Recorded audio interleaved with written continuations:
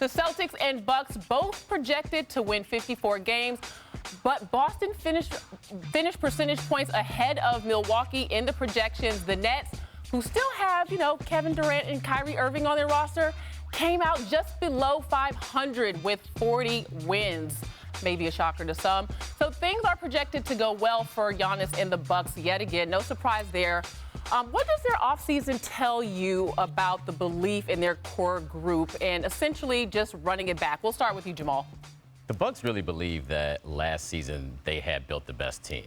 And I think that they took Boston to 7 games despite the injury to Chris Middleton. If Middleton doesn't slip and fall in that Chicago series, they feel like they had a chance to win it and at least get back to the finals and have a chance to repeat as champions. I think the one thing for the Bucks they wanted to add was some shooting and especially something on the wing. You lose Dante DiVincenzo at the trade deadline in that trade for Serge Ibaka. And they're hoping to replace that with Joe Ingles. And they're not sure what you're going to get from Joe Ingles coming off the ACL injury at the end of the season from him. But if he can add anything to this core group that's been playing with each other for a while, they just think they got the best player. Everything around them fits. And I think they feel like they got a chance to be right back in the finals again.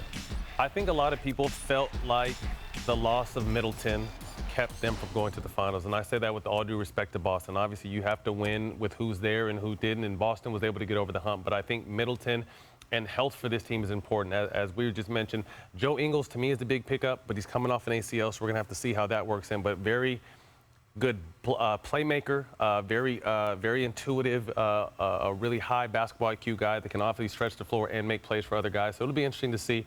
But I definitely feel like as a team, a healthy team, they have the best team in the East. Well, and it's really easy to understand how the injury to Middleton kind of can take you out of your chemistry, your continuity. So being healthy, to your point, is definitely something that you consider.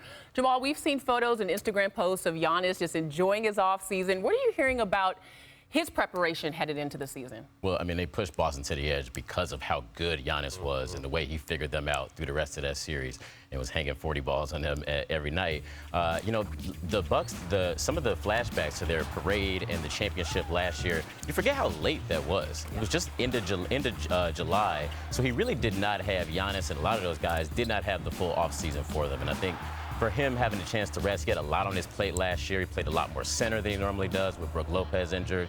He was playmaking a lot more when Drew Holiday and Chris Middleton were both hurt. So giving Giannis a chance to rest and come back, we know this guy gets better every time he gets a chance to work on his game. I'm excited to see what he's going to add. If there's one person I'm not going to worry about in the offseason, it's going to be Giannis. As Jamal said, he's continued to improve leaps and bounds every year. There was always a knock on him. He couldn't do this, he couldn't do that. He's continued to prove everyone wrong through his hard work alone and then just that heart he has. So like I said, you're always going to need some rest. He's carrying a heavy, heavy load, particularly with Middleton out at the end of the playoffs. But the one person I never worry about is Giannis. I look to see him continue to improve and lead his team where they need to be. Yeah, never any question about his hunger and his desire to win for sure.